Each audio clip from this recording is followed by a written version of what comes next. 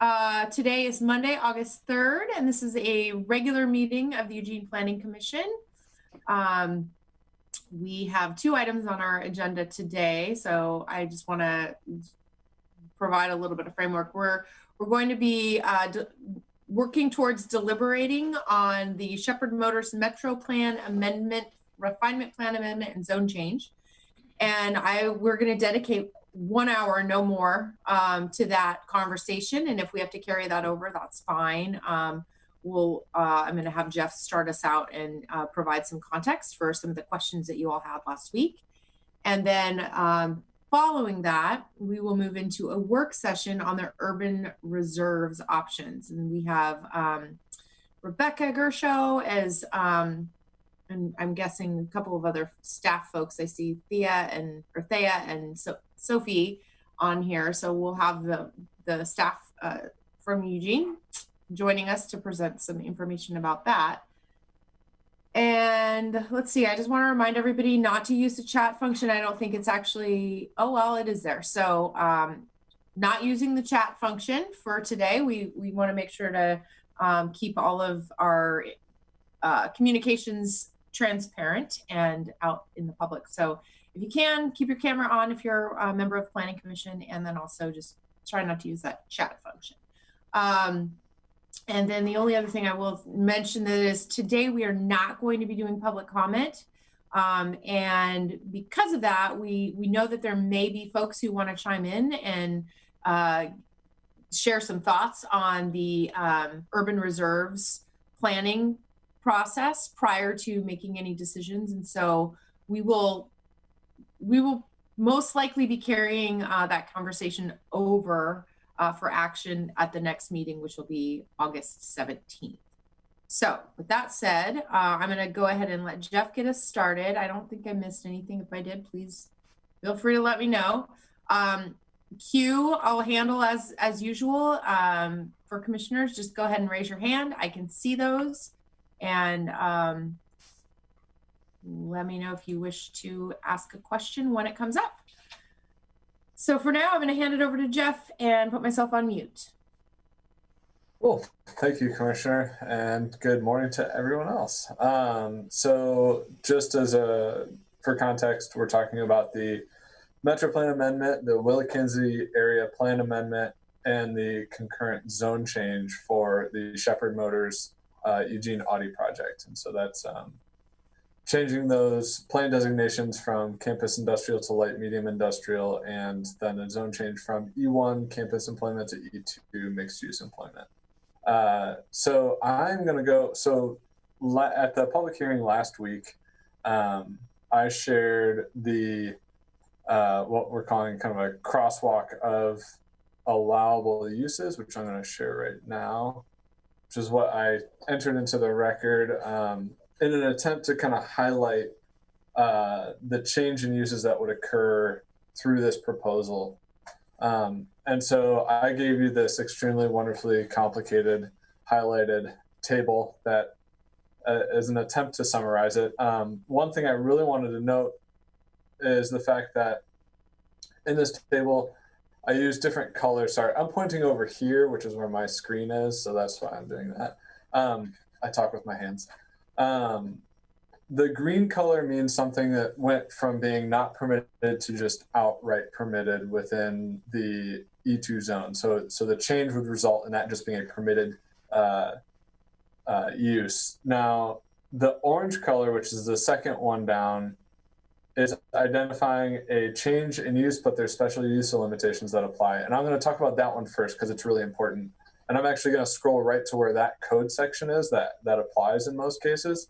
So you'll see it on all orange here, it says P parentheses 2. And down here, if you go to P parentheses 2, it talks about lots with frontage on a major arterial street. And then the last sentence says, such uses are not allowed on lots without frontage on a major arterial street. The properties for this proposal do not have frontage on a major arterial. So all those that are highlighted in orange or yellow that have a P2 next to them aren't actually allowable uses. So from this table that I provided you, it actually shrinks down the change in uses quite a lot. So it goes from being, bars and restaurants and everything. It takes it really down to art galleries, studios, clubs or lodges, amusement centers, hotels, motels, a large list of kind of light manufacturing, down to motor vehicle sales, which is the reason that they were going for this, blood banks, motorcycle sales, utilities setups, and then a train station, which I don't know when that would happen, but it could. So that's one of the first things that I wanted to just bring to your attention, so that during deliberations, you really want to limit the thought process to what could those, unless we see a change in street classification, that those ones in green are the only ones that would apply for these properties.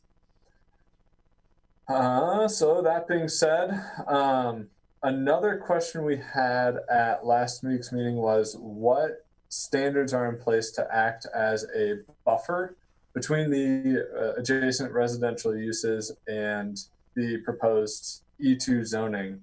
And so the employment zones themselves actually have specific buffers in place. If we go down to the employment and industrial zone development standards. So I've got little comments here for myself. So there's a few that apply here. So there's buffer standards around the height, and then there's buffer standards around setbacks, as well as additional landscape requirements. So just to dig into those a little bit, as far as height goes, you'll see here that anywhere that's within 50 feet of a residentially zoned property, the height limitation is actually limited to that of the R2 zone. So they've got a little bit of a buffer in terms of they won't have an extremely tall building immediately adjacent to them.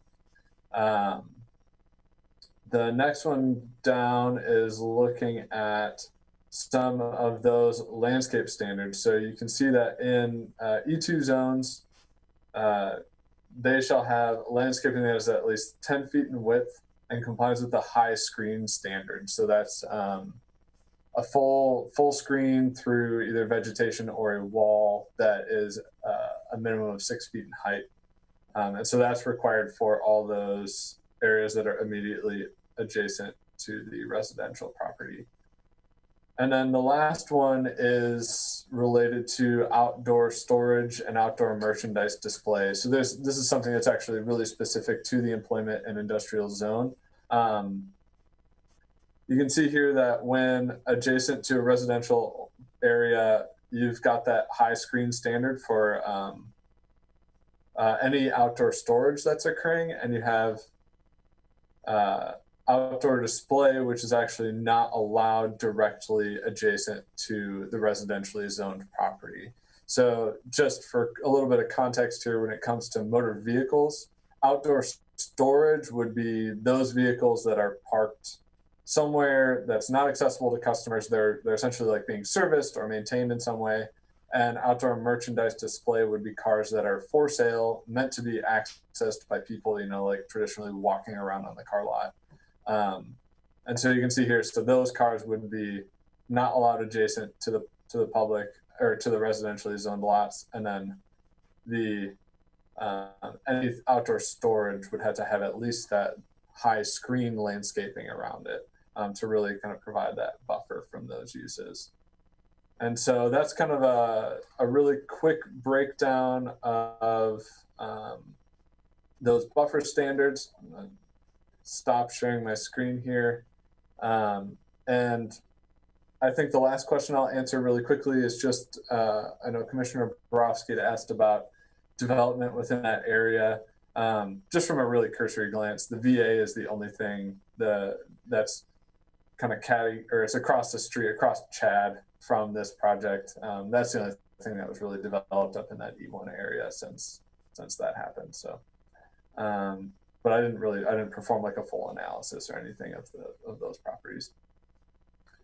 So with that, I will open it up or hand it back to you, Commissioner Edwards.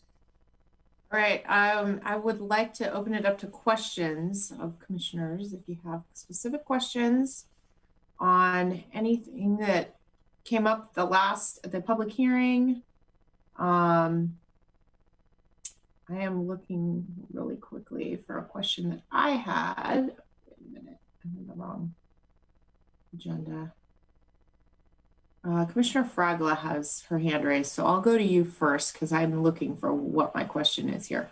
Go ahead, Commissioner. Great, thank you. So I was wondering, I know one of the things that we heard in testimony last time was that the applicant wanted to be close to the freeway and that was beneficial, and that they are going to have publicly available charging. And I know we're not making a decision based on that, but I'm just curious, what would be like somebody accessing from the highway, what would be their route to access this facility in terms of the traffic flow in and out of there? I'm just speaking off of my knowledge of the area, but I think you would actually take the Beltline exit and exit onto take Chad Drive. Okay. Or take that. You'd come from the south. Over to Chad. Chad Drive. The other alternative would take you going around either down through Coburg or coming over from Springfield on Game Farm, which wouldn't be super logical. Okay, great. Thank you. Yeah. I have Commissioner Borowski in the queue. Thank you. Just a couple of questions from the presentation. So what you said was that they wouldn't be allowed to park cars or display cars near the residential zone, but at some point they would be able to. Is there just a certain distance, or they would have to have the screening and then they could do that? Could you just explain that a little bit to me? And then I have one other thing after that. Yeah, absolutely. So in terms of how we look at what would be an official separation, one would be a legal lot that's not zoned residential. So it's all about being adjacent to the residential parcel. So in this case, if there's a legal lot, so for example, there's some of those really skinny, what are those, like the Northwest Pipelines owns one of them. It's a really skinny lot there. So if they were on the lot closest to the freeway, that could have outdoor merchandise display because there is another lot there that is industrially zoned. So it's kind of adding that buffer. The other thing that would offer that distance would be a different use that's located in between that area. So let's say the building is in between it, or there's a permitted parking area that's in between it. That would also act as an appropriate buffer to make it not adjacent to the residential parcel. So yeah, so that's where that separation would come in. Okay, thank you. And then the next question is, Chad Drive is not a minor arterial? So that's the thing. So Game Farm and Chad Drive is a major collector, and North Game Farm is a minor arterial, and they have to be major arterials in order to allow those P2 uses. Okay. So, I could see that, especially if this gets developed out there, I could see that maybe being upgraded at some point. But that was just my question. I'll have some more comments when it comes time for deliberation. Okay, great. So I had a question, Jeff. I'm wondering if you could do me a favor and put up your presentation back up on the screen where it just shows, just give me a page that's got a whole bunch of orange, right there. My question was related to the trip cap condition. Mm-hmm. And as I'm looking through some of these uses that, and please, I'm asking for you to correct me if I'm mistaken in my assumptions, but for example, a convenience store or a drugstore or kind of any of these retail sale type of, boat or watercraft sales. So I'm wondering if in the event that, let's say that that this remained the current zone, and one of these outright permissible types of businesses were to exist, would they need to have a trip cap condition because of I mean, I'm just trying to figure out why the trip cap condition is being required because of the change, and it would not be, if that is the case, if someone were to put heavy equipment sales or, like I said, a convenience store, drugstore. Does that make sense? Yeah, so maybe it might help if I talk a little bit about why the trip cap is being used in this case and why the applicant has chosen to go that way. So just for reference, the trip cap was proposed by the applicant as a way to satisfy the Goal 12 transportation planning rule.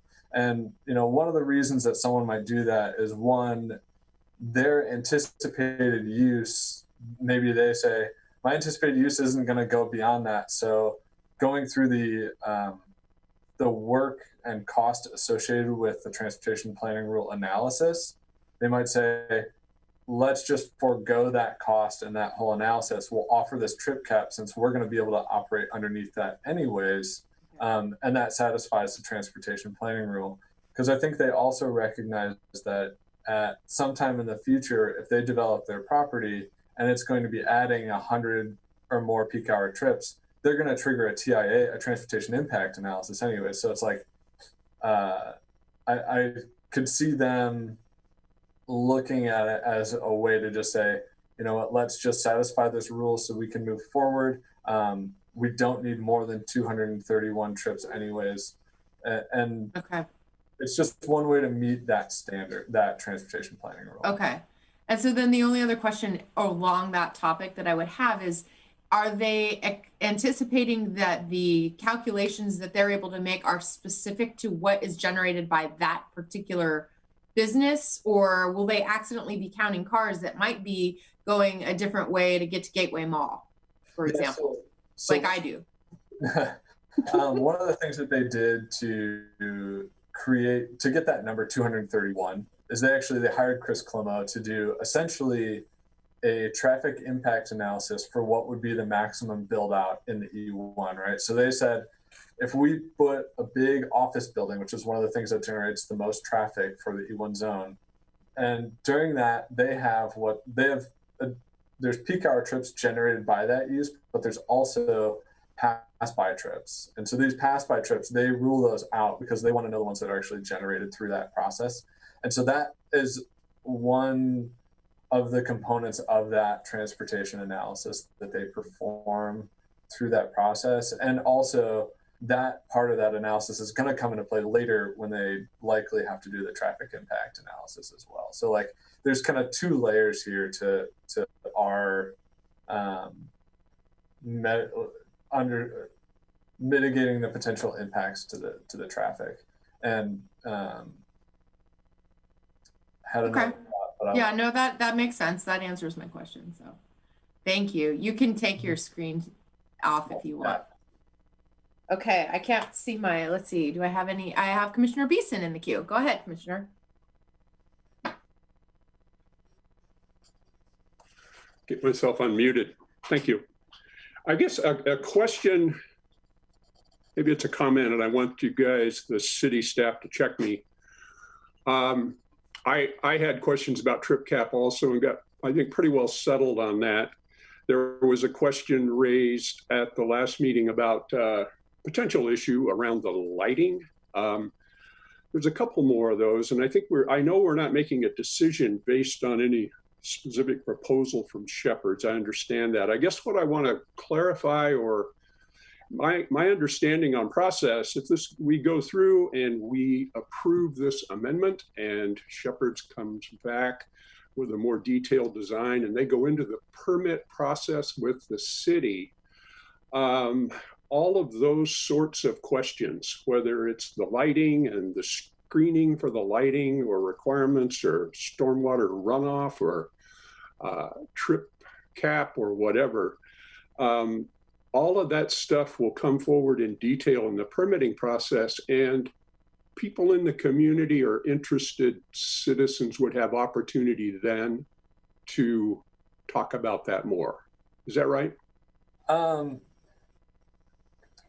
In a way, but it would be a very restrictive way. So, Okay. looking at how building permits are issued, the applicant for a building permit basically has to demonstrate that they meet the applicable standards. So, if they come in and they show that they meet our outdoor lighting standards, for example, Mhm. unless someone feels aggrieved enough or that they feel that the person has erred enough that they would like to appeal the building permit as it was issued, they could go through that process, but there's no formal like public comment period Okay. or anything like that for those types of applications.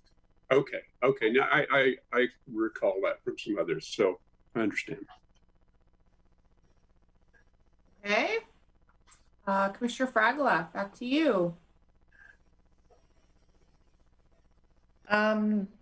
So it kind of seems like we might be ready to move on to deliberations. And if there weren't any other questions, I'm happy to make a motion.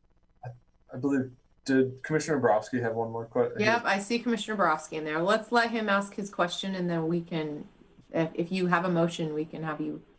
Commissioner Borowski, go ahead. Well, I guess I could wait to the motion because mine has to do with deliberations. So as long as Okay. there's discussion after the motion, I'm fine with that. There, yep, we'll do that. Okay, so does it seem like an appropriate time for that? Okay. yes. So I would move to recommend approval of the proposed plan amendments and zone change with the findings presented by staff and attachment C of those materials provided at our last meeting, July 28th public hearing. I'll second. Is there any discussion, Commissioner Borowski? Thank you. So I have real mixed feelings on this. And the reason I have mixed feelings on it is because I'm making a decision and I've got a pretty good idea what is being planned for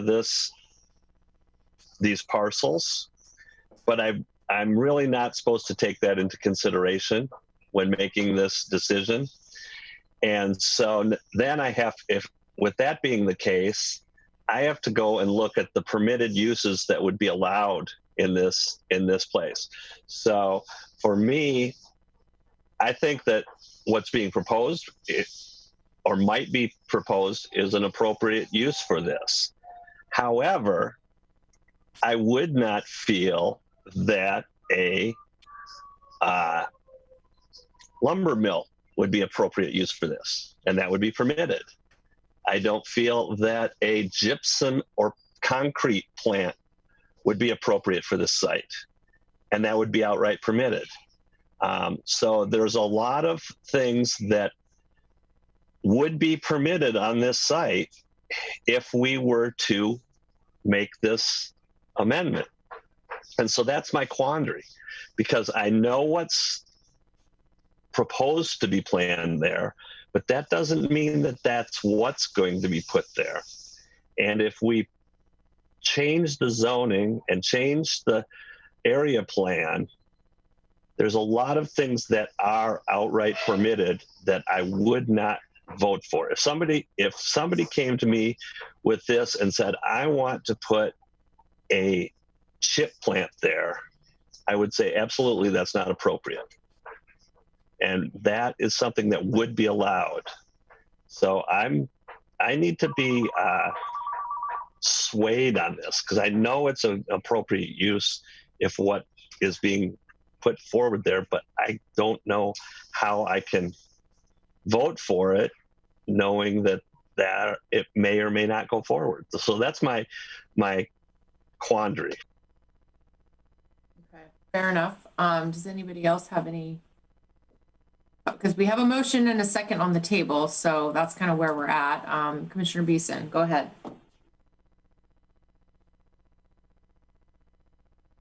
Commissioner Beeson, you're muted. No, I'm not. All right.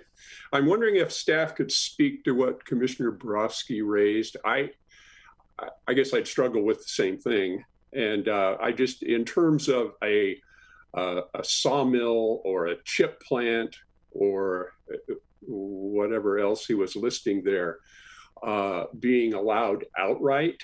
Can you talk about that a bit?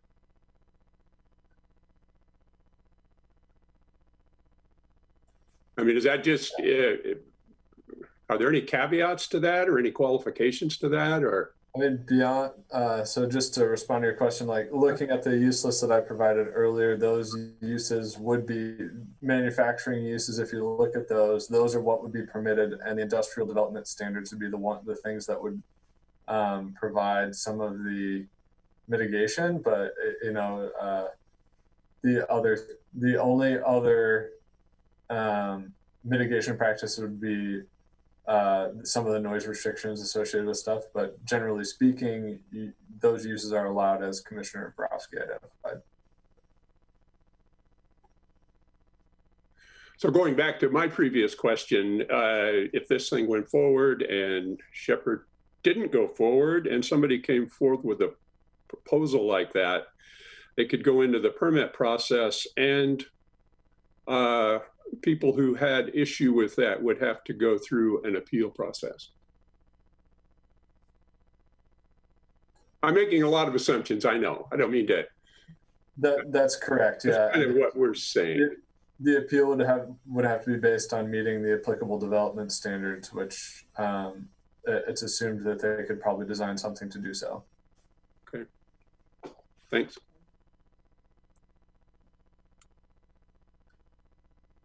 Okay, Commissioner Borowski, you're back in the queue. Yeah, this would be a question. This would be a question for staff to alleviate this quandary that I'm in.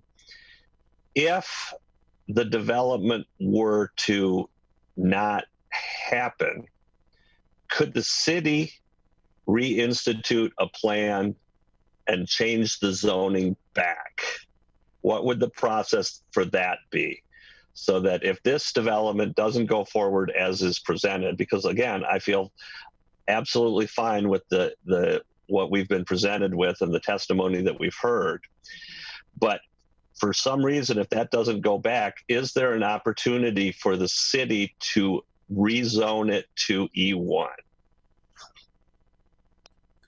We would have to receive take it to the city council for them to initiate that process.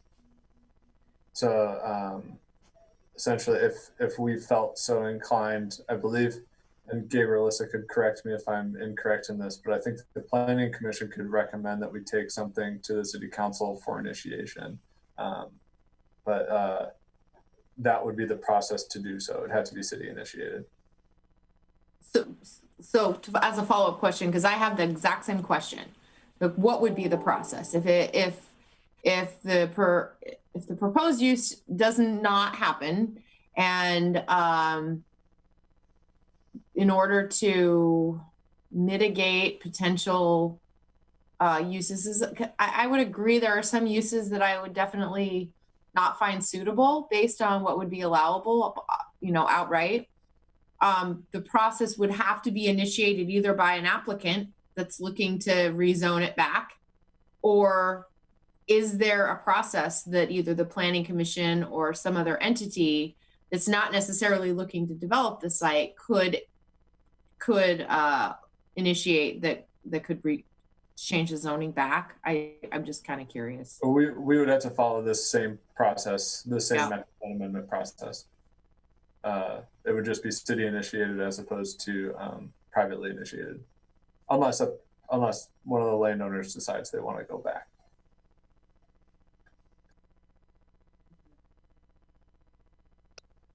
Okay, and then if that were the case, again, and I don't think we have legal here, but maybe Gabe or Alyssa could chime in on this. If we went back from E2 to E1, would that do and I can't remember which thing is, but if we change the zoning and it affects the value of the land, would there be a claim? It's measure 37 or measure 41. Would either of those trigger? Go ahead, Alyssa. So those are, so you're talking about measure 49, I believe, and that is specific to residential uses within the city. So that would not apply. We would have to send out measure 56 notice, which would require us to tell people that there would be some uses that would no longer be allowed on their properties, but they could not file a measure 49 claim. Thank you. Okay, a lot of questions. We've got a motion on the table and we've got a second. So I think I'm just gonna go ahead and call. Well, John. And Commissioner, Yeah, this is going to be we have four members here today. yep. You know, if there were five, we have five? We have 5 of us. Oh, okay. So I could vote no and still have it pass. Okay. That gives me pause. I was really worried that it was going to have to be that we didn't have the majority. So, okay. Thank you. All right, does anybody else have anything to add? Or declare? Okay, all right, so. I have something else to add. Got my, I'm feeling like, in terms of discussion here and deliberation, I'm feeling like I need to vote no on this. I'm also feeling like I'd really like to have some additional information.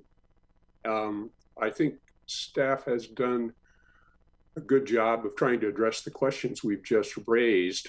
My own personal feeling on some of these things, it might be helpful to have some reflection or some thought about it over a couple of days, pull another few people into the discussion, and for us to be able to review this again before we do some kind of a final vote and be sure that we actually have the whole context, we really understand everything, and we understand what options we have as a commission and what options the city has. Having said all that, if everybody feels like that is all perfectly clear, I guess I would go ahead with a vote at this point, but I'm just not sure that, I think there might be additional things for us to review and think about. Well, Commissioner Wiesen, I will say this, and please, Alyssa or someone else, the record is closed at this point. So bringing in any more additional information or input is not something that we could do. However, I will say that, again, if you recall, we are tasked with making a recommendation to City Council. We are not the end all be all on this decision. And this process will then continue with City Council. So that's also something to bear in mind, that when this goes to council, how they receive it, you know, definitely impacts how they proceed oftentimes. So, and I also think that we could potentially, and again, staff, tell me if I'm wrong, we could potentially continue the discussion knowing that we have a motion and a second on the table, but we don't have to vote today. We could vote on the 17th, but like I said, we do have a motion and discussion, or a motion and a second on the table. So okay, so I've got Commissioner Fragla and Commissioner Borowski in the queue. So go ahead, Commissioner Fragla, you go ahead. Oh, and then Commissioner Isaacson. Okay, you're all in the queue. Go ahead. So I'd like to encourage us not to delay this decision. We're not the final say on it. We're making a recommendation to City Council. I feel like, you know, we took a significant hiatus on this commission because of the pandemic. And, you know, when I'm starting to look at all of the important work that we have ahead of us. And so I don't know if it warrants delaying this decision. I agree that you know, it's an unusual situation, and I appreciate Commissioner Borowski highlighting these issues. You know, we need to make a decision based on the zone change, and at the same time, I also can't help but think about the applicant's desire and what they want to put there. I mean, I personally would love to see more housing go there, but I also think that this use is very reasonable. So I'm not going to think down those lines. I'm going to think about the zone change, and also knowing that the city council is going to have the final decision. So I feel perfectly able to make this decision today based on the information that the applicant provided us in our last meeting and the information that the staff has provided us. Okay, I'm gonna go. Okay, Commissioner Isaacson, you don't want to be in the queue anymore. Okay, I'll put myself in the queue and then go back to Commissioner Borowski. Kind of to address, I'd like to just kind of put myself on the record, because kind of to address what Commissioner Borowski was saying, that there are just some uses that might be permissible if we rezone this as E2 that might not be desirable. I also look at that list of what is outright allowed as of right now, and I also see things that I would think would be inappropriate. So I think that for me, I kind of have to trust that the folks that are interested in this property and that have the willingness and the means to try to develop it to something that is suitable, you know, would do so and go through the property. You know, nobody wants to be a bad neighbor. And so for me, that's where this lies upon, is that, you know, there are certainly things that would not be appropriate there, but also certain things that would be a nice addition to the neighborhood and the community. And so, you know, that's kind of how I see it. I'll go ahead. Commissioner Borowski, do you want back in, or is that an old hand? Go ahead. So I think I can get on board. I think hold on. 100. Sorry, I'm also running a business at the same time. Since we are making a recommendation to City Council, I think what I would say is I could move this forward, but also note our concerns if the property isn't developed in the manner that it has been presented to us in the public hearing. And that if down the road, if the development plans that the Shepherds are planning to put forward don't materialize, that council goes back and looks at the possibility of reverting the zone to E1. If we could put that into the recommendation, I could get behind and be a yes vote on this. I think that would be appropriate.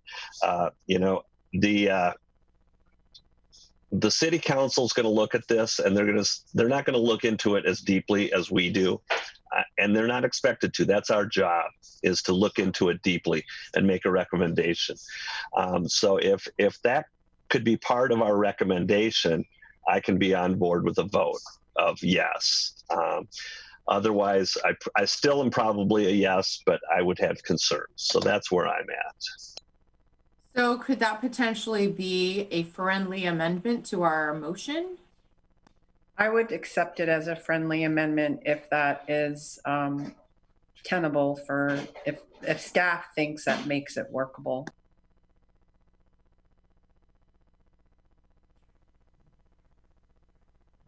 I guess what I mean by, I'm asking staff if that is problematic. I mean, this is a communication that what we're making as a commission to the city council. I know we have a right to do that, but I'm just wondering if it's problematic. Okay, I have Commissioner Beeson in the queue. I'm going to let him go ahead. And then I think that the protocol would be that we would vote on the amended motion, correct? And then vote on accepting the amendment, and then vote on the amended motion. Yes. Okay, let's go to Commissioner Beeson. Okay, I'll be brief. I appreciate all of the comments. I equivocate a bit, which is one of the ways I learn. So maybe I'll do that less as I learn more. I appreciate Commissioner Edwards' Fragala and Borofsky, all the discussion. So I think I'm able to get on board. I particularly support the friendly amendment, as we're calling it, and have some of our concerns documented. But I think I appreciate that this particular applicant is ready, willing, and appears to be able to go forward. So I'm also kind of trusting it'll happen that way. So I'm ready to support it. Okay. I'm going to look to staff. Alyssa, maybe you could just advise on the process. Do we need to restate an amended motion, or can we just vote on? You know, typically when there's a vote, we don't need an amendment that says, and these were our concerns. We can document those and send those forward. If you really want us to, we can do it that way. But if you can trust us, and we're all taking notes right now, we can really forecast, bring those forward to the city council without a change in your motion. All right, so that being said, and no more hands up, I'm going to go ahead and call for the vote. So all those in favor of Commissioner Fragala's motion with the considerations that Commissioner Borofsky has brought forward, go ahead and just raise your hand. This way works. All right, so 5. Any opposed? All right, unanimous. Look at that, time to spare. Okay, thank you guys. I appreciate it. And it looks like we're ready to move on to urban reserves. Can I ask a super quick question? Can you tell me who seconded the motion? Commissioner Isaacson seconded. Isaacson did. Thank you. I had my head down. That's the problem with not being in the same room. Okay, thank you. Yes. Okay. Thanks, everybody. Thanks, Jeff. Appreciate that. All right, we've got new faces popping up. I don't think that there was anything else that I failed to mention off the bat, but again, just a reminder what we're looking to do here, and I know Rebecca has a presentation. It'll be more clear, but we want to have a discussion about the work of ETAC, and then obviously the Planning Commission is going to be asked to provide a recommendation. So we don't have to do that today. We'd probably prefer to push it to the 17th so that the public has an opportunity to chime in on anything that they are hearing today or that they have not had a chance, because we haven't had a public comment period for this meeting. So I'll go ahead and hand it over to Rebecca. Go ahead. Thank you, Tiffany. You're welcome. For everybody here, my name is Rebecca Gershow. I'm the senior planner with City of Eugene, and I'm the Urban Reserves project manager. And I want to introduce some of my colleagues who are here today, also who are integral to this project and the work that we have done so far over the past 2+ years. You're going to hear from Sophie. I'm just going to, for the matter of speed, I'm just going to introduce you guys. You can wave. You're going to hear from Sophie, who is assistant planner with us, and she works half-time on this project, and she's going to talk to you about our public engagement and our virtual open house. Thea Evans is here. She's our GIS analyst and has been critical to the technical analysis that we have undertaken for this project. Heather O'Donnell, I'm just going in order of you guys being on my screen. She is a senior planner and she's project managing on the growth monitoring project, which is very closely related to urban reserves, and you'll hear a little bit more about that. Lindsay Eichner, she is our cohort at the county, as this is a city-county project. She is a principal planner, planning supervisor over there, and is able to answer any of your county-related questions. We have Emily Jerome with the City Attorney's Office, who is our land use attorney extraordinaire and helping guide the legal framework of this project. and helping us see through the state guidance on it. And we have Terry Harding, who's our principal planner and helping lead with us on our project management team. Elena, who just disappeared, also helps us out and helps us with our ETAC meeting. So I'm going to jump in. I'm going to share my screen.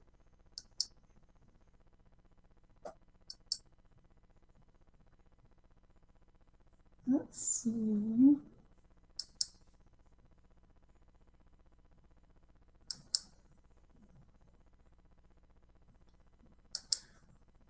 Okay, can you guys see my screen with my notes or my screen with just the presentation? I'm not seeing your screen at all at the moment. Oh, let's try that again.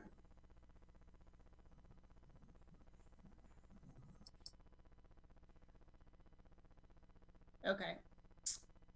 How We can about- see the notes. It doesn't have them, but it says click to add notes. We can see that. No, we don't want you to see that. How about if we do this? Now you have our presentation. Yep. Perfect. Okay. So let me just get situated over here. So as Tiffany said, we may have made this a little confusing in how we wrote it up in our AIS. We weren't sure how much time we were going to have for discussion today when we sent out our packet. So we left it a little flexible. What we are looking for from the Planning Commission after getting a thorough project update and us hearing your questions is a recommendation on a preferred option for City Council. We have a joint City Council Board of Commissioners meeting on September 21st. So we are expecting to be able to come back on August 17th to continue this conversation and get a recommendation from you, meaning we have plenty of time. So our goal is, and I will show you more on our timeline in a couple of slides, the difference between the direction that we're asking for now and our formal adoption process, which will begin next spring. So we'll get to that in a couple of minutes. But because we have folks who have been involved in this project a variety of different lengths of time, we wanted to step back and provide some context. So I'm going to be talking for a while. I apologize for those of you who have heard this 5 times, but want to put everybody on the same page with what urban reserves is. So like I said, this is a joint project between the city and the county, and we're planning out as far as 2062. So we like to say that we're planning for the next 2 generations. We're looking for those areas for Eugene to grow into if and when we need to expand our urban growth boundary. So urban reserves is directed to provide enough land for housing, jobs, parks, and schools, and those utilities and services necessary, but not to designate them at this time. They will remain rural unless these lands will in urban reserves, unless they are brought into Eugene's urban growth boundary through that formal process. So we're doing this now for a number of reasons. As we all know, housing supply and affordability is a critically important issue for our community, and urban reserves is one piece of that puzzle. In 2015, the City Council, supported by the County Board of Commissioners, directed us to do this work and to set aside funds to prepare an urban reserves proposal for consideration. This is aligned with the work of our growth monitoring program, which I mentioned, which we were also directed to do at that time, and City Council's direction to re-examine our UGB if a need is shown. This growth monitoring urban reserves relationship is included as your attachment O. This graph here shows Eugene's projected population with an additional 34,000 people during the 20-year UGB planning period, which is this 2012 through 2032 planning period. The current forecast, excuse me, hang on one second, I'm switching back and forth. Using the updated 2019 population forecast, we are expecting an additional 49,000 people during the 30-year urban reserve planning period between 2032 and 2062. So we're planning for upwards of 262,000 people.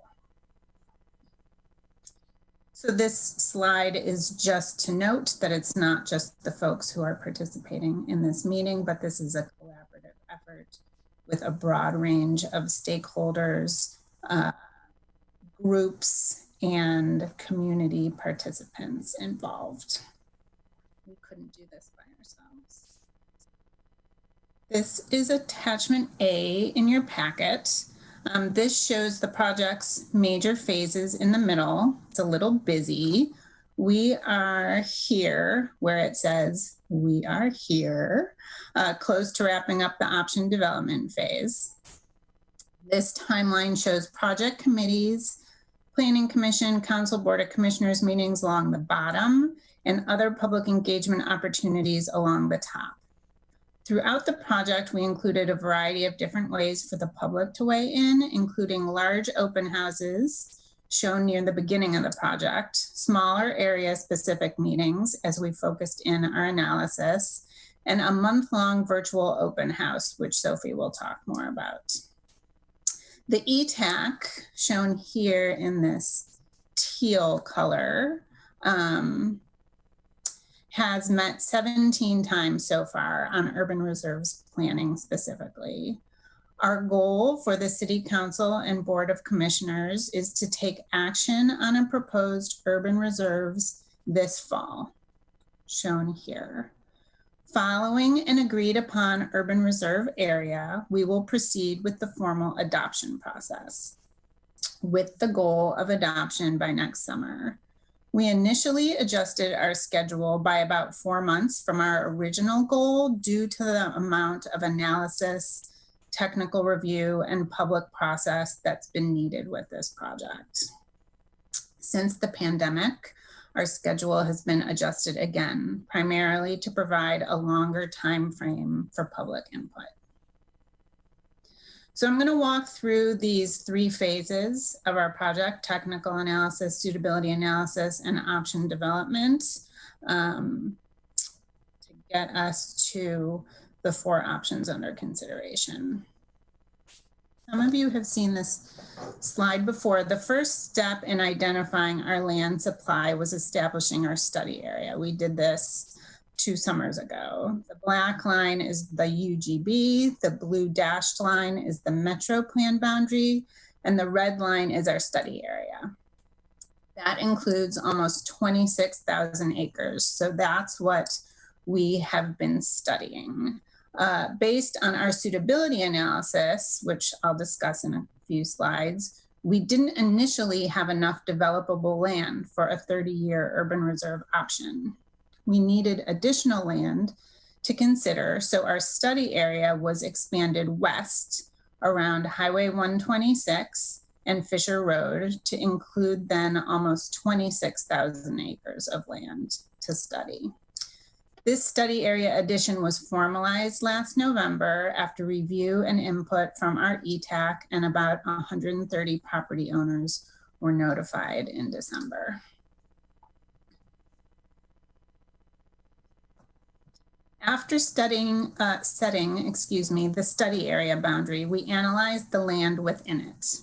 Our first step was to identify developable land. We did this by removing from our development potential protected lands, which are lands that are reserved to protect natural resources and prevent the impact of natural hazards, as well as committed land, which includes public and other land that has no development potential for housing or jobs because they're committed to other uses. So the protected land are those green areas in the map. The committed land are the gray areas, and land that is fully developed was also removed from consideration as not having additional development potential. And those are the purple areas that are very small and very few and hard to see on this map. You can see maybe one section over here in the Crest Chambers area.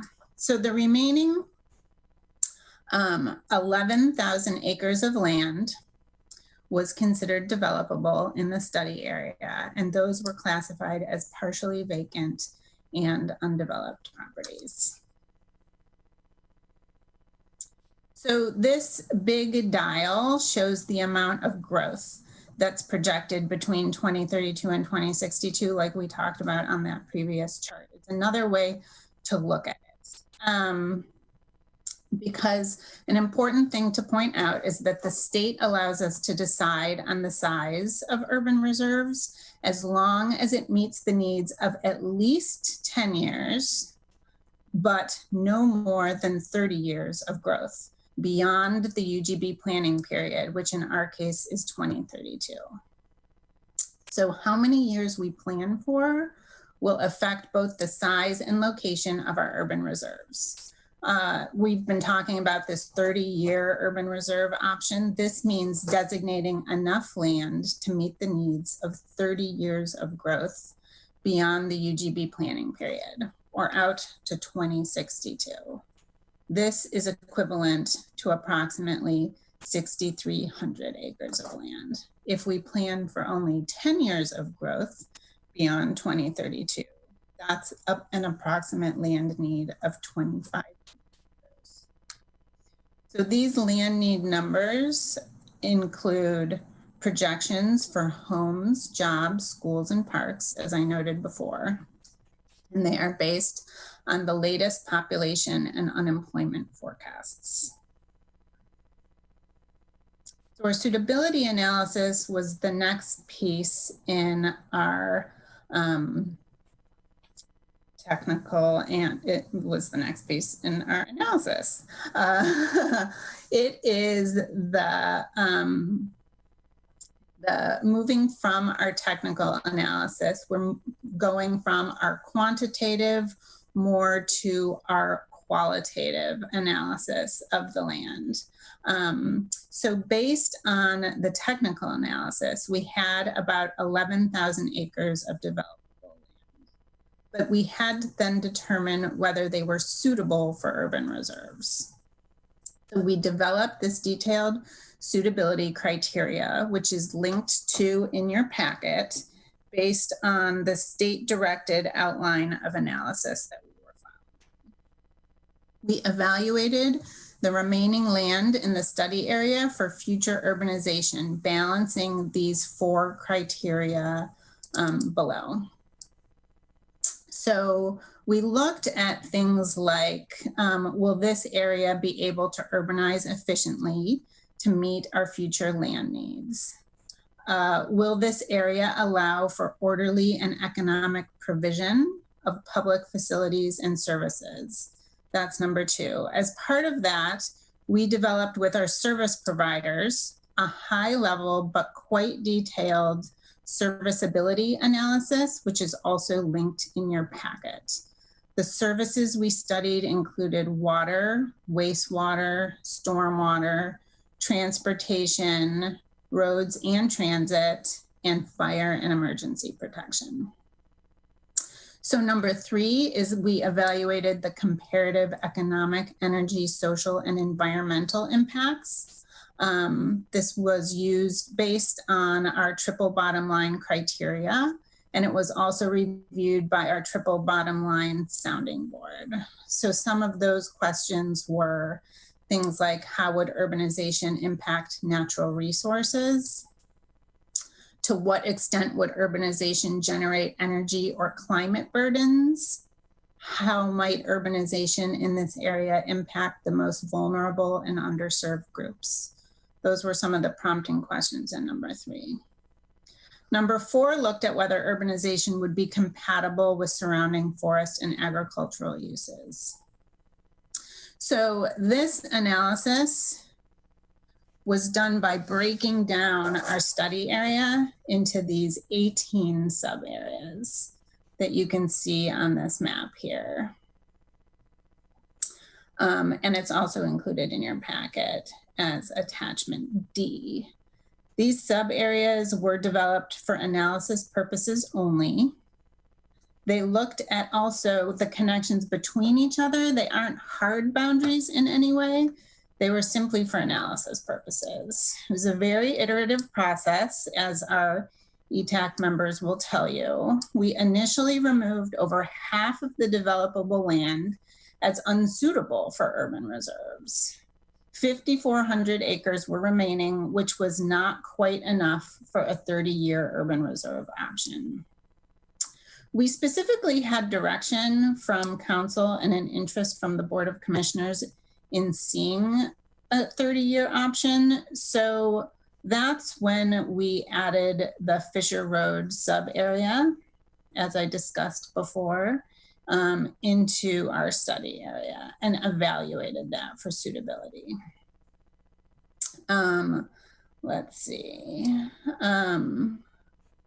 I could talk a little bit more about Fisher Road, but I think I'll skip that for now. I will focus on telling you a little bit more about the areas removed from further consideration. So as you can hopefully see on this map, which is also in your packet, it's also online, these lighter areas are the areas that have been removed from consideration, where those dashed lines are. The darker areas are the areas that are still considered suitable. So some of the areas that were removed from further consideration included the airport, which is over here on the map, the Beacon River Loop sub-area, which is east of the River Road neighborhood, mostly because of floodplain issues.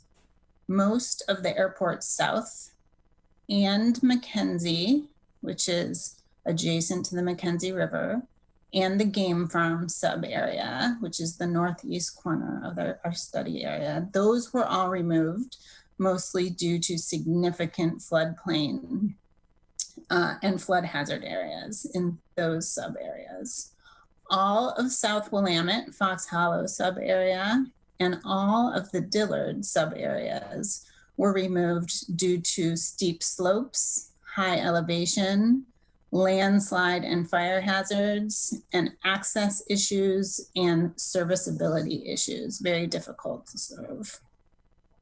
Other areas on the edge of the study area were also removed due to generally their distance from the UGB, inaccessibility, difficulty to serve in the south area specifically, and hazards again, such as steep slopes and landslide risk. You can see these farther out areas here in the Southwest Hills and in the northern area north of Meadowview Road.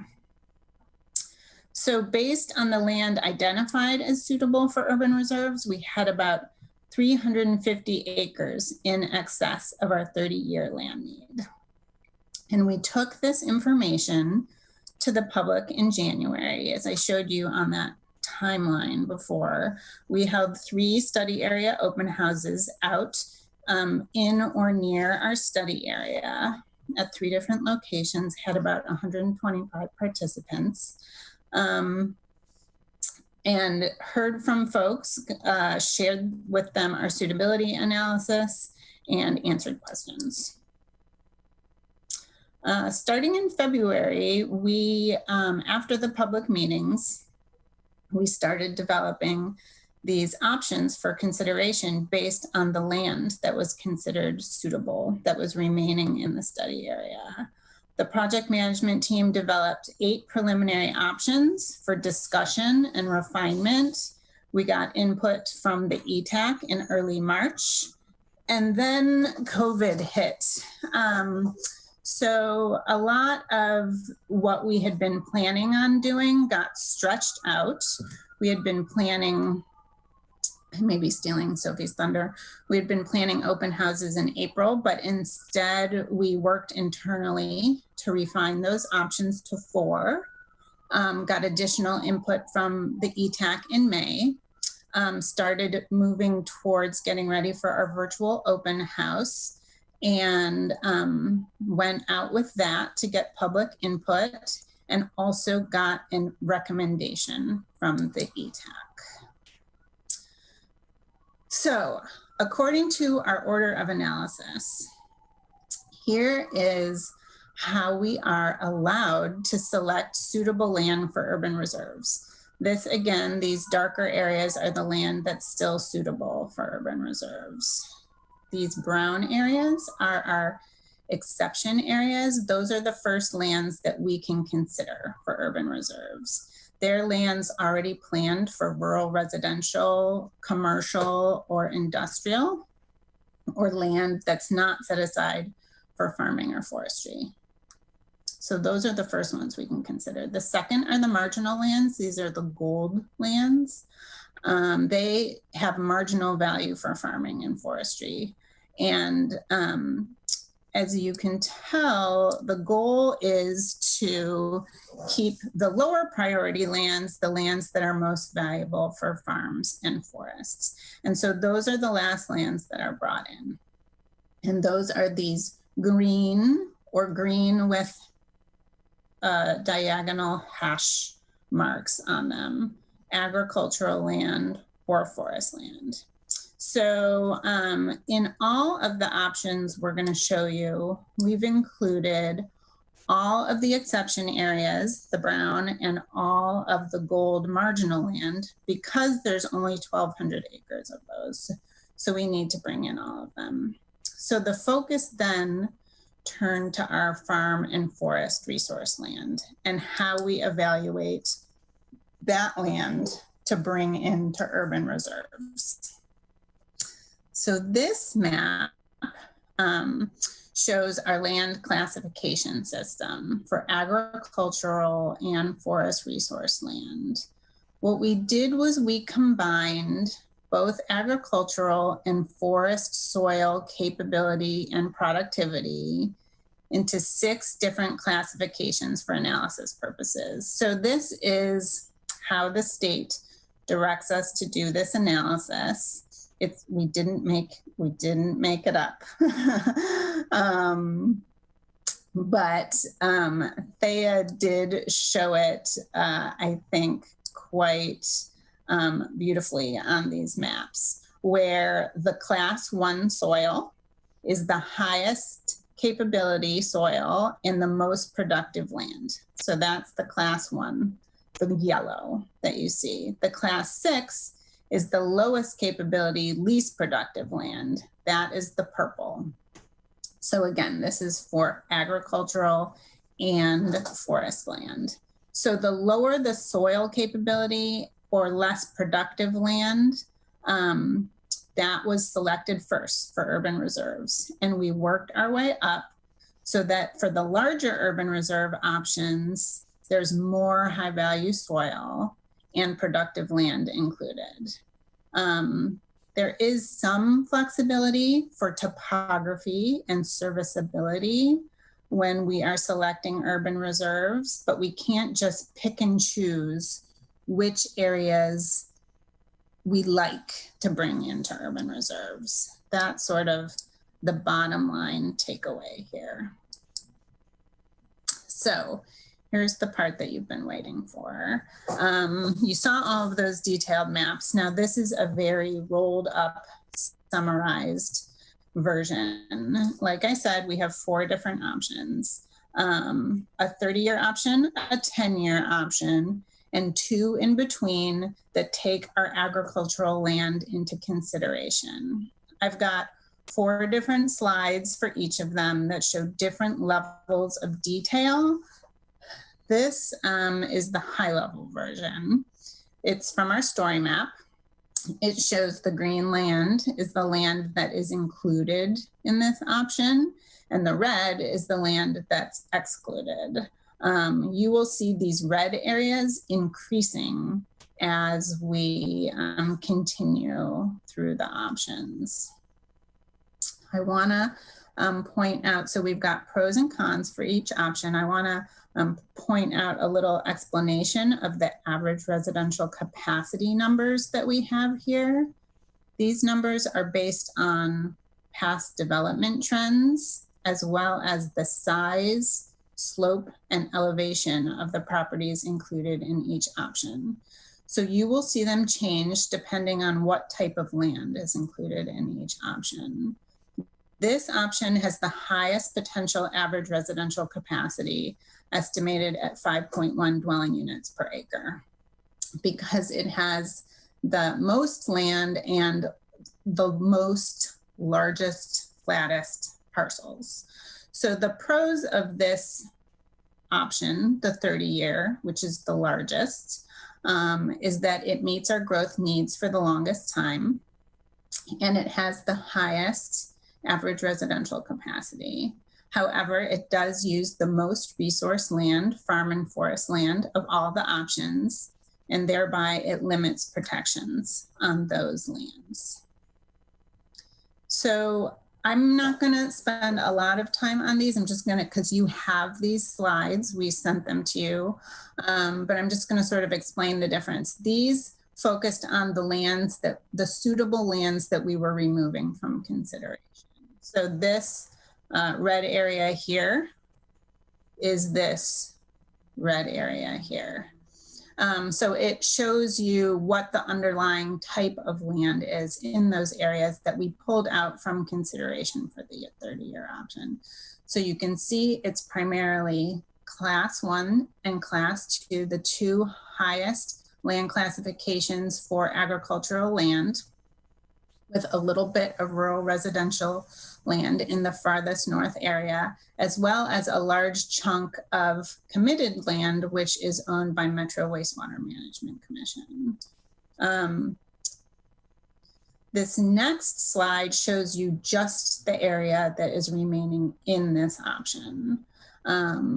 So it shows you the areas that are in the study area as well. You can see the extent of the study area, except at the bottom where I cut it off. But all of these lands based on the soil classification are included in this option. And you can see that even though we removed some class 1 soil, there is still some remaining. This last map is our context map, and it shows you sort of the this urban reserve option, flattened, and in context with what's happening inside the urban growth boundary. This taupe color is annexed land. The white is unannexed inside the UGB. You can see the connections to parkland and to main roads. And if you zoom in, you can see fire stations and schools and different uses. So our 29-year option, as you can see, this red area has grown. The 29-year option removes from consideration all properties with a predominant class 1 land, meaning all agricultural properties with the highest value soils have been removed from the 29-year option. It has the second highest average residential capacity. And some of the cons, if you flip that on its head, is that it still includes the most resource land. Even though we removed all of the most valuable land, it still includes the second most resource land of all the options. And this area up here creates a bit of an inefficient development pattern for future serviceability, because the urban reserve land is in on one side of Prairie Road and out on the other side of Prairie Road. And it contains a little island up here, or a little peninsula of land, which is potentially, you can see it better in this one,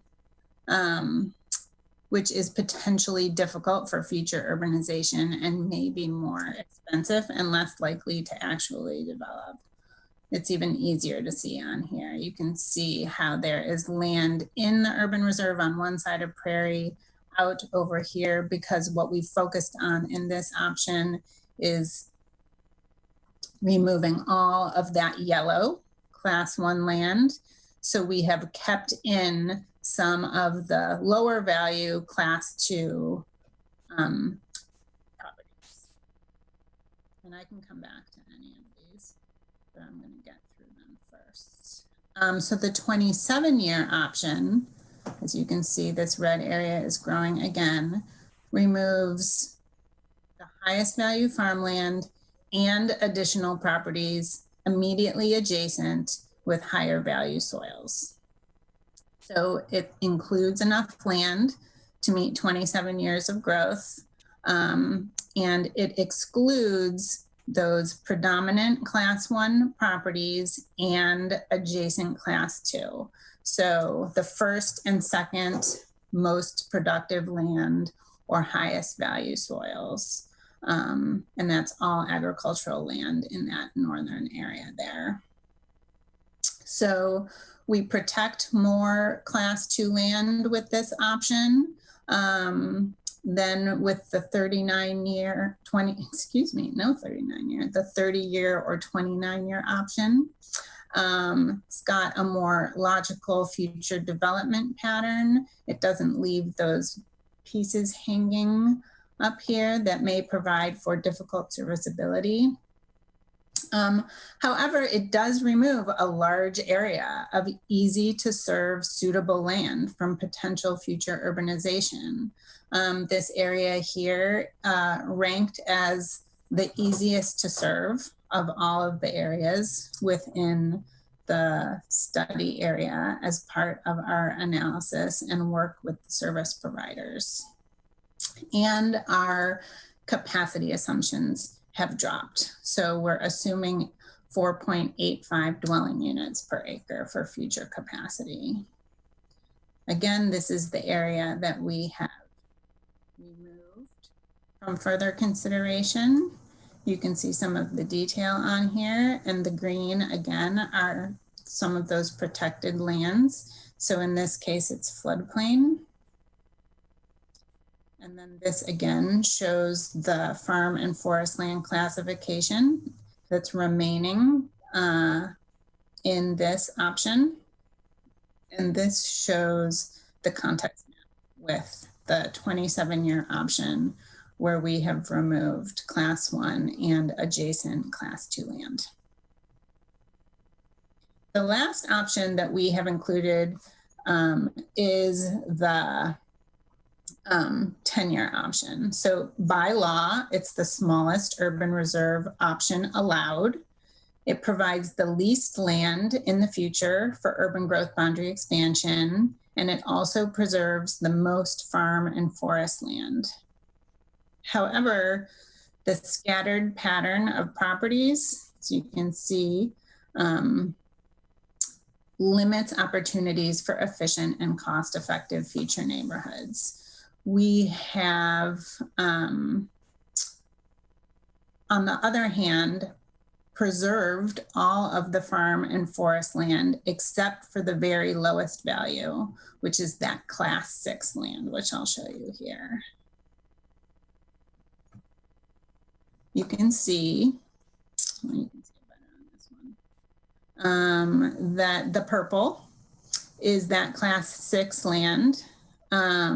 If you include the non-resource land, which is this gray, blue, and the purple, so it's the lowest value land. So we're preserving the most resource land, but in so doing, it creates a dispersed development pattern. And it also really lowers the average residential capacity because of the size and topography of the parcels that are left. So you can see here in the context map, the green are the urban reserve areas. And by law, this is allowed. Urban reserve areas don't need to be contiguous. They can be included as islands surrounding the urban growth boundary, but it doesn't necessarily make for the best future development pattern or potential future serviceability. But we wanted to show it. We wanted to show what a 10-year option would look like, since it is the smallest option allowed by law. This option comparison is also included in your packet as an attachment.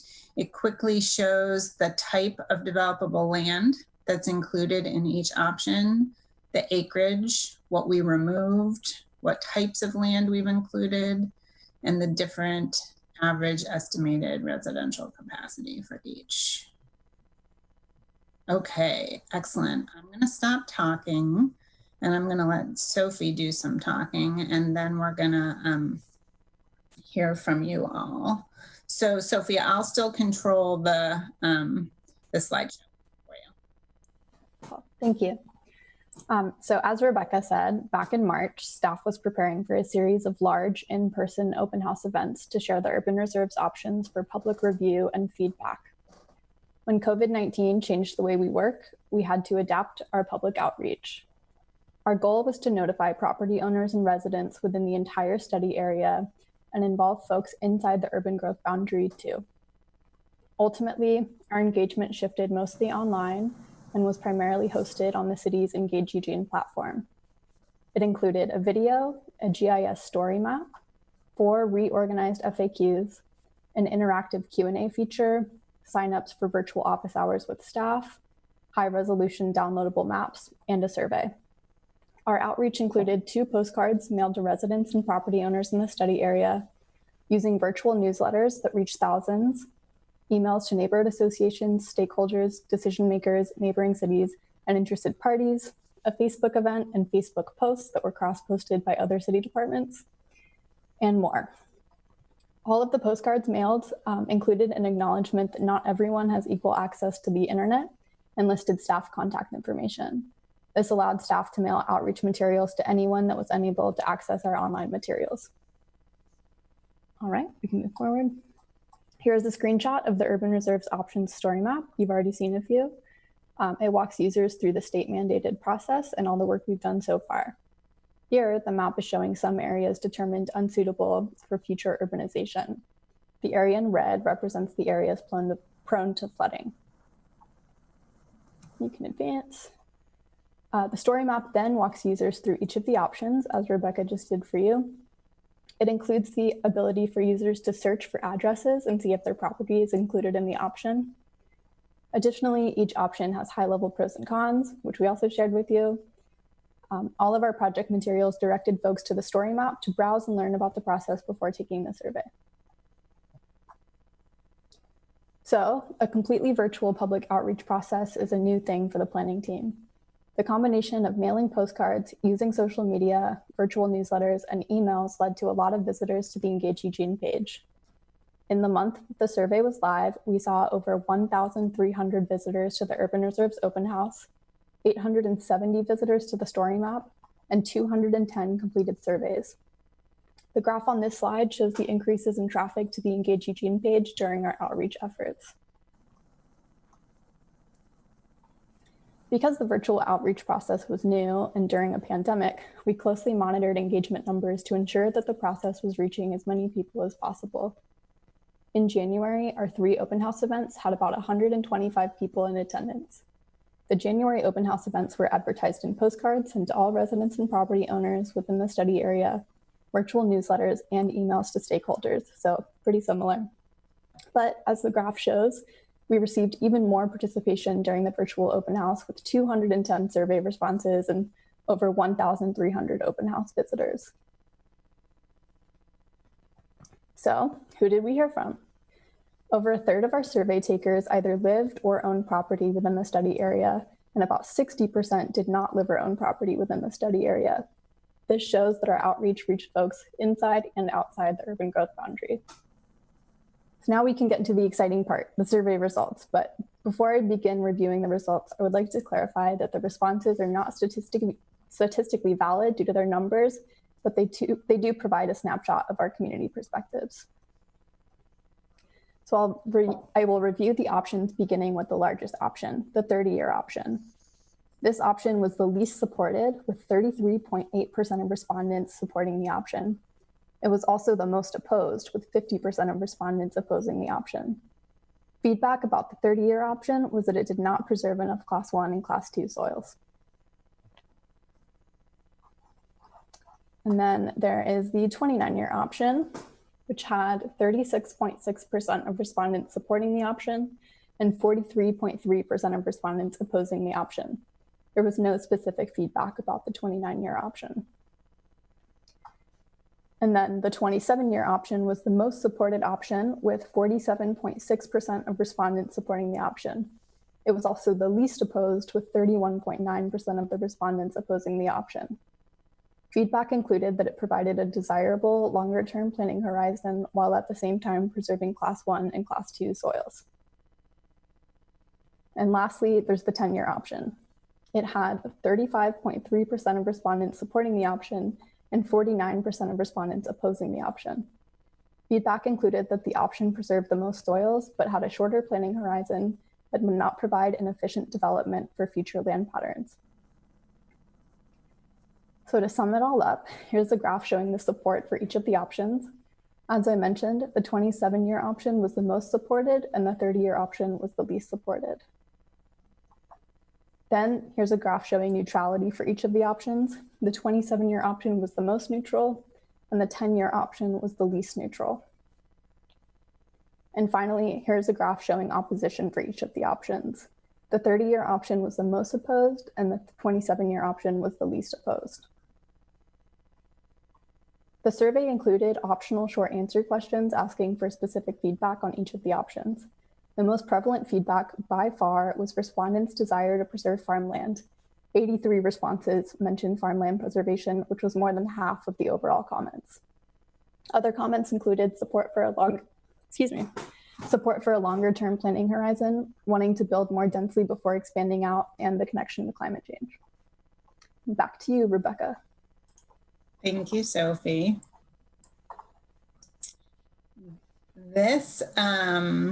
That was one piece of our public input. The other piece is our technical advisory committee, which includes members of the public and also includes a city council member, Jennifer Ye, representing the city council. And as you can see here, John Borofsky representing the Planning Commission, Howard Saxon representing the Sustainability Commission, and other folks representing themselves or their groups or agencies. So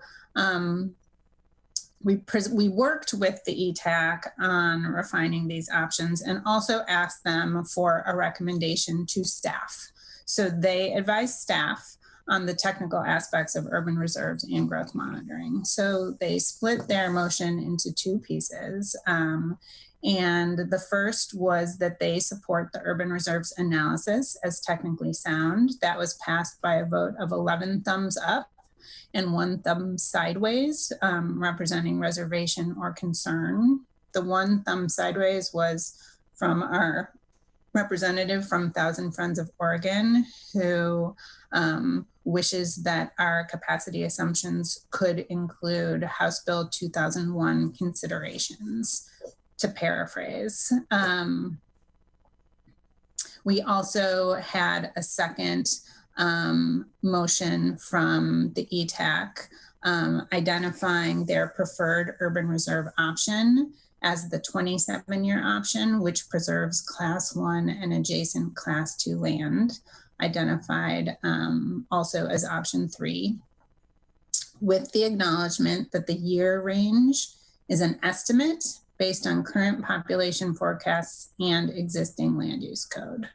So that recommendation was passed by a vote of 10 thumbs up and 2 thumbs sideways. The 2 thumbs sideways, again, were on sort of either end of the theoretical spectrum. We had our representative from Thousand Friends of Oregon and from Home Builders Association of Lane County, both with the thumb sideways votes, and the remaining folks with thumbs up supporting the 27-year option as their preferred option. And as our discussion, I can let our ETAC members talk more about if they wish. So the next steps is we are looking for the Eugene Planning Commission to get to a point where you are comfortable making a recommendation on a preferred urban reserve option. That recommendation is to the City Council, and it can be today or at your next meeting on August 17th. We're also meeting with the Lane County Planning Commission tomorrow evening for the same purpose. They are making a recommendation on a preferred option to the Board of Commissioners. We have a joint City Council and Board of Commissioners presentation on September 21st.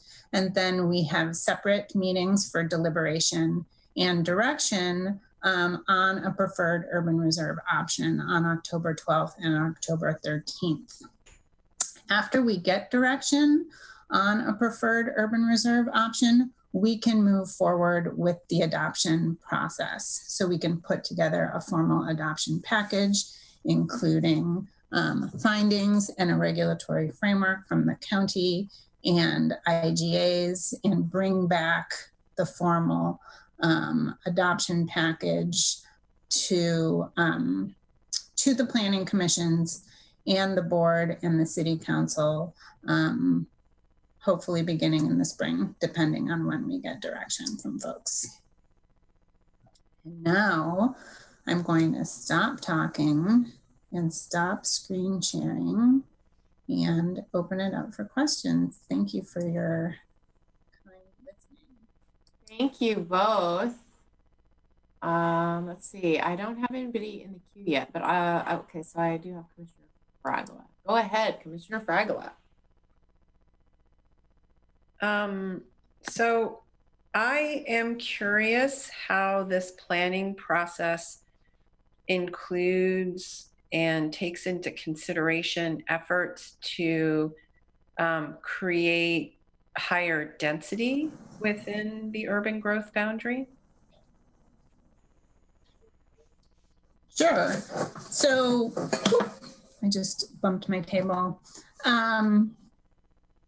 Urban reserves doesn't specifically look at what we're doing inside the urban growth boundary, but what it does is provide land that's set aside for if we do need to expand our urban growth boundary at some time. So we have our projects that we are working on, like House Bill 2001, that is looking on updating our code based on new density regulations for inside the urban growth boundary. We're also then monitoring how we're actually developing with our growth monitoring program. And we can't expand into these areas until we actually have the need. So really how we end up developing inside the UGB will directly impact how much urban growth boundary land we need and directly impact how much urban reserve land will need to be expanded into in the future. So it's all directly related, but urban reserves doesn't specifically look at density inside the UGB. Would any of my colleagues like to add anything? Yeah, if I can jump in.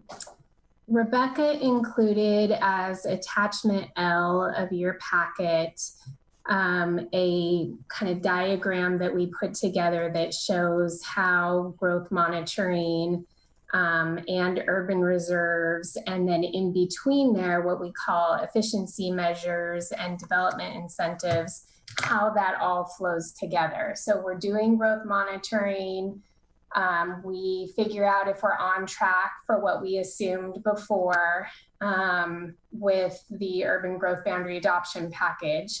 And if we're not on track and we're using up our land faster or growing quicker, then we're looking at what we call efficiency measures. And that's where there's the opportunity, like Rebecca said, to make those policy decisions about growing more compactly.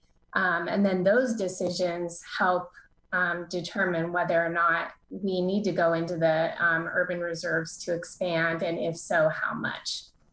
So that's really where that policy decision gets to be made.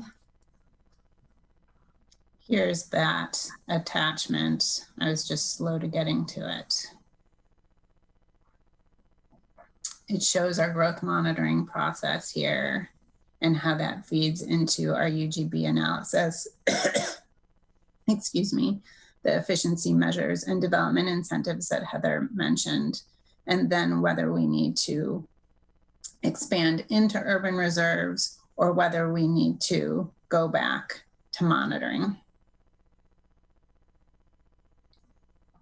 Can I ask a related question? Sure, go ahead. So is that okay, Tiffany? Yes, absolutely. So could you, I'm assuming that actually after all of that's happening, the monitoring, how we're developing and growing and looking at the efficiency measures, that if the need were identified for expanding the UGB, it would be a very similar process to some of the, you know, all the public outreach and input and that all the similar processes that I've seen on the Planning Commission previously. Yes. Mm-hmm. And even those efficiency measures would need a public process, because we'd be looking at things like code amendments. I mean, we adopted efficiency measures as part of the UGB adoption package. So some of those were increasing the minimum density in R2 zones. Council reinitiated a revamped version of MUPD, and that together, the multiple unit tax exemption program, that together with our downtown programs is supposed to get more apartments downtown. We rezoned and redesignated some land out in West Eugene and a couple other places in the city. So those are some examples of efficiency measures, and they were different in their public process that they had, but they each had public process, and then there was the public process for the expansion. I want to offer up a follow-up comment, just because I found this fairly helpful to understand. So Lisa, for your benefit, you know, just because land is identified as part of the urban reserves inventory and or eventually brought into a UGB doesn't guarantee development. So I think that that was the piece of it, that it's like, we don't force folks to redevelop their land. We don't force them to come into the UGB or to come into the city or whatever else. And so I think that that was helpful for me to at least understand. So I just kind of wanted to offer that up. And then I have Commissioner Borofsky in the queue. Thank you. Great presentation, Rebecca. So yeah, I just wanted to kind of give a little bit of a proffer to some of the newer commissioners. So back when we adopted our urban growth boundary back in 2017, we went through a lot of this type of analysis. And at that point, we thought we were going to need to bring some more land in for housing. And what we found was that the land that we could have brought in was little spot type lands in the South Hills that would have been very difficult to service, and chances are probably wouldn't have gotten developed. It was theoretically buildable land that we could have brought in. And what urban reserves gives us the opportunity to do, because that back with the UGB expansion, you had to look at different sets of criteria than you do in urban reserves. So we couldn't look at serviceability. We had to look at land classifications more so than serviceability. What urban reserves gives us the opportunity to do is look at a broader picture and look at the serviceability and look at some other things. So that's why when we went through this on the ETAC, the Technical Advisory Committee, we saw a lot of areas that looked like they were better suitable than others. So that's the suitability study. Just because we bring it in as urban reserves, like Tiffany said, doesn't mean that it's going to get brought into the urban growth boundary. It just means that if in the future there is a need for us to expand, the first place that we will look is the urban reserves that we've adopted. And it doesn't mean that we're going to bring in all of the urban reserves.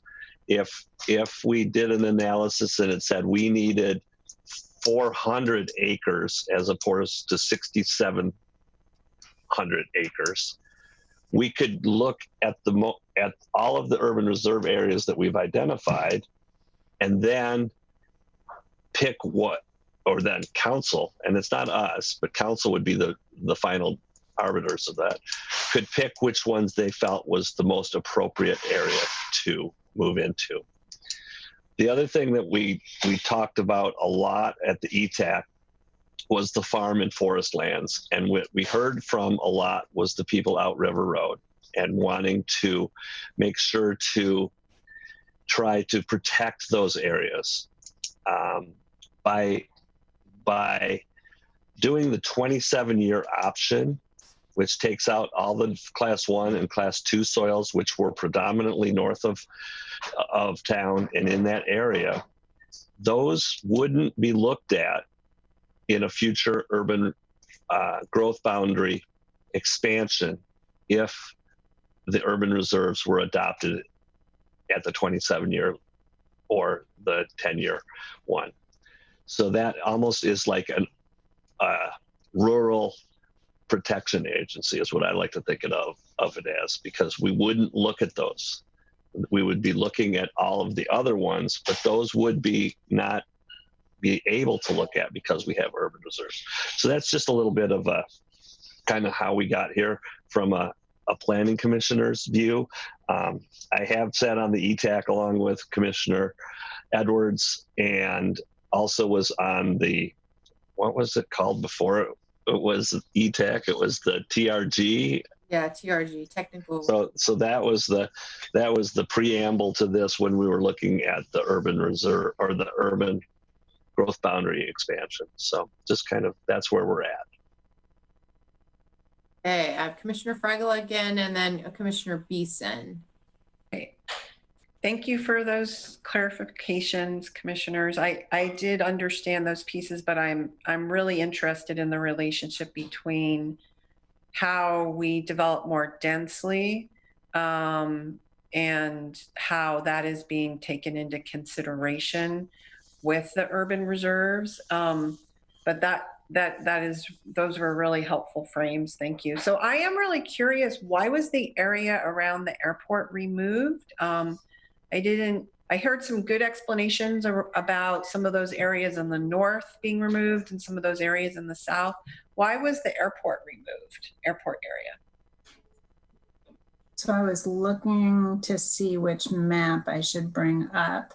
So the airport was removed because it's fully developed for airport uses. So it is not going to be able to serve as additional land for additional homes or jobs. Like the south. The south area, yes. So the area south, let me bring up that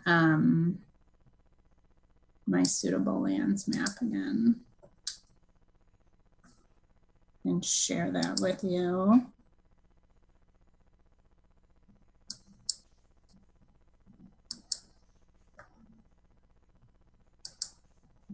So this airport south, it's a little hard to see on here, but we have our detailed suitability analysis reports on our website broken down by sub area. So you can get into our airport south sub area and see the maps with all of the natural resources and the topography and the different uses. This gray area here is all floodplain. So this is Amazon Creek that continues up here. And it is about, Sophie, do you remember? It's about 87% floodplain. And so that's why that area was removed from consideration. We actually included this little corner right here. I should have made this bigger. Hang on a sec. This little corner had previously been in the Airport South sub area, and we just combined it with Clear Lake because that was the one area on the other side of this floodplain area that was developable. So it was also partially due to the flight path. There's development constraints in terms of what you can build. You can't build areas to congregate directly south or north of the flight path, like schools or parks, but you can build industrial facilities and get the airport's clearance on that. So that's primarily why we removed that area. Did you have a question about any of the other areas while I have this one up? No, I do not. Thank you. Okay. Okay. I'll go to Commissioner Beeson. Thanks. I think a couple of comments, and I'm assuming we're going to go over to August 17th. Okay. I appreciate the presentation also. It was very good. It's a very good piece of work, and clearly it's gone on for a number of years. Appreciate all the people who've been involved in it. I have a real similar question that Commissioner Fragola had, so I appreciate the comments about that. I think I found myself, I had an opportunity to talk with Rebecca and Sophie a bit about this to try to get up to speed, and I have found the more I get engaged in it, the more I am interested in the growth monitoring process. So I think I kind of understand that when and if we need this, if all the model presumptions are working, it might be 2032 or thereabouts. In the meantime, we're going through growth monitoring. And I guess I just want to verify that as we go through that, I'm assuming it, but that we are on kind of an ongoing basis, testing some of our assumptions, seeing what's going on within the city and so on. It kind of raises a bit of a question for me about how often we review this. Do we review it every couple of years as we go forward, or so maybe I'll throw that out as a bit of a question. I think what the comment I want to make real quick, I'm very interested in the unannexed land that's inside the urban growth boundary. I do understand that we do not force annexation. I understand that we're not, forcing people to come into the city and forcing development and all of that. And I'm not questioning that. However, I think as we look at this and as we go forward over the next 10 to 15 years, and we're looking for land to develop, there's a pretty substantial amount of land inside the UGB, particularly out in the River Road, Santa Clara area. And I have for a lot of my working life been very interested in facilities and the cost of facilities to the community, whether it's roads or electricity or water or sewer or whatever. And I generally conclude that with a lot of that land out there, it's already, there is substantial community investment in facilities adjacent to or nearby. And I think in a lot of cases, it might be less expensive to the community to develop as opposed to expanding the UGB. So I just kind of throw that out there as a comment as we go forward over time.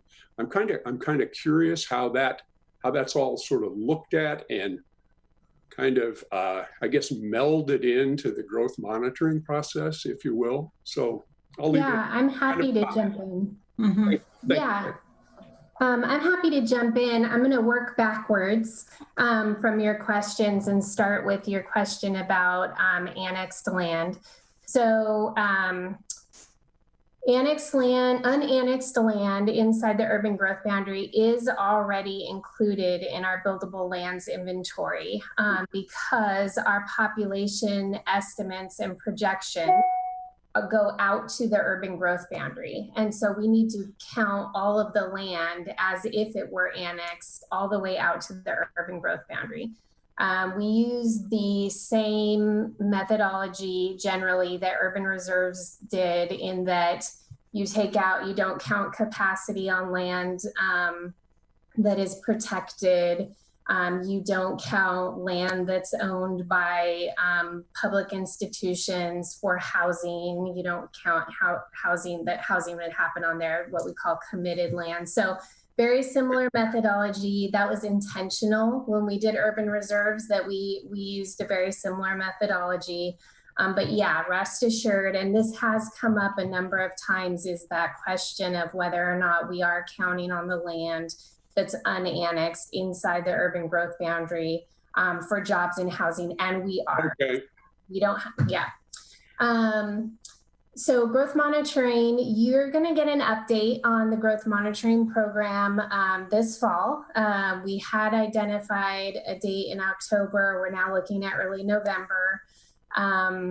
And so we'll give you a larger overview, but just as a snapshot is right now, for the past couple years, what we've been doing is trying to set up the program so that we can, to the best degree that we can, automatically pull in data so that we can automatically report it. And that reduces errors. It allows us to do a lot of what the community has talked about with being able to have touch of the button results. We'll see. I'm holding my, but some of it we'll be able to have very readily. Some of it is still going to take some manual review, but that's why we haven't come back to you with any results yet, is because we're in the process of setting that up, and it's a whole bunch of different data sources, and then they all need to come together and get reviewed by the ETAC, which they have been reviewing them as we have data available for them to review. But they will get reviewed together to have a complete picture of kind of where we're at with our data points, our key data points, compared to where we thought we would be when we did the UGB analysis. So doing that comparison. And then when we have that done, we'll be bringing that to Planning Commission for your feedback as well. So there's going to be an iterative component there. And then the report goes to City Council in 2021. So that's why you haven't seen any results yet. After that first report, depending on the direction we get from Council, if, like we talked about earlier, if we've used up land too quickly, they may say, go right into UGB analysis, and that means looking at efficiency measures first before we look at expansion. So, setting up urban reserves is getting in place for if we need to start down that road. If we don't, then we will continue monitoring and providing an annual report that will be available, reviewed by the ETAC, brought to the Planning Commission, available on our website. So that's kind of the flow of things. Okay, thank you. Okay, I don't have anybody else in the queue. Just want to add, as someone who has participated in the process, I definitely can attest to it's an extremely diverse group, and a lot of different interests are represented there. And like was mentioned, Rebecca mentioned that when we kind of took our final votes, we literally went around the room to each person, and each person kind of talked about where they were gravitating towards as far as what their preference was. And, the two folks that ended up sort of being like lukewarm were for complete, one was Thousand Friends and the other was the home builders. And so for opposite reasons, but, I think that I would say that the consensus that was built in the process of coming up with the 27-year recommendation, I thought was really spot on. And I thought that it incorporated, both considerations at opposite ends of the spectrum. So I really did think that it was a good inclusive process. We also had staff reporting back as far as what the community was saying at the events that they were holding. And so we were, you know, incorporating that into the decision-making process. So, you know, for what it's worth, I definitely think that the ETAC did a lot of due diligence in coming up with the recommendations. And so I certainly, my opinion would be consistent with what I supported with that vote. So, but again, we're not going to cast a vote on that today because we do want to give the public an opportunity to reach out, participate in our next meeting. We will have a public comment component to that. So I guess maybe if staff has any other specifics to add, I'll let Terry speak, but I would just say if you have questions about this process or questions you need answered to be able to make a decision at that next meeting and have that try to be expeditious, then by all means, please reach out. And then Terry, I'll go ahead and let you finish us out and then I'll close the meeting. Oh, and Emily too. Emily gets the last word. Okay, Emily gets the last. So Terry, then Emily. I'll keep it real quick. I just wanted to validate some of the questions you're raising about the relationship of this work to work inside the urban growth boundary. A lot of people have questions about that. So we've heard from the public, we've heard from the folks that are working on the plan in River Road and Santa Clara, and lots of folks involved in the planning for the middle housing project. How are all these things being coordinated? And that's part of my job, is to look across projects and make sure that the work that we're doing is in alignment as much as possible. But each project does have its sort of overall goal and requirements under the state law, as this team has so aptly presented. So that's really all I wanted to say, that we are thinking about that and how different projects that are already in process inside the UGB add up to the city as a whole, and how that loops in with growth monitoring and our future need analysis. So really good questions, and look forward to your further discussion next time. Thank you, Terry. Emily. Yeah, I just wanted to clarify. I know that it's probably already quite clear to you, but for the viewing public as well, that what you're being asked to do on the 17th is to assist the council in selecting which product to take through a formal process. So you have several very, very sophisticated drafts in front of you that were worthy of your consideration. You'll make a recommendation to council. And then ultimately what council will be doing is not making a final decision per se, but will be selecting the alternative for public hearings before you and really in-depth work to consider in-depth one of those alternatives. So just wanted to put that into some perspective, that once one of these options, or if they want to do a mashup of more than one, staff will be ready to work on something like that. But whatever they come up with will then be brought back to you for that public hearing process, and ultimately back to council again for final action. Perfect. That's all. Thanks. Okay, well, thank you. That was actually very helpful clarification. Alyssa, do you have anything to add from items from staff? Just a real quick one. We sent you all a poll last week, and although it didn't say it, it is actually for a growth monitoring meeting that we're trying to get in early November before we go to council. And we were looking at some alternative dates because the Tuesday night is election, and that seemed like November 3rd seemed like a bad night to maybe hold a planning commission meeting.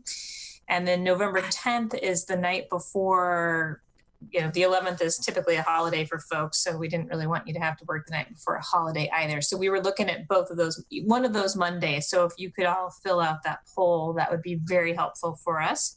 And then we will see you on Tuesday. Tuesday, we've got the middle housing. We'll be back with asking you to take one more last look at the public involvement plan now that council has seen it, so that they can move forward with implementing that. And then you'll start your deliberations on digital signs. All right. That's all. Perfect. Okay, well, thanks everybody. Look at that, right on time. It's 1:30. We'll see you all soon. I'm going to go ahead and adjourn our meeting then.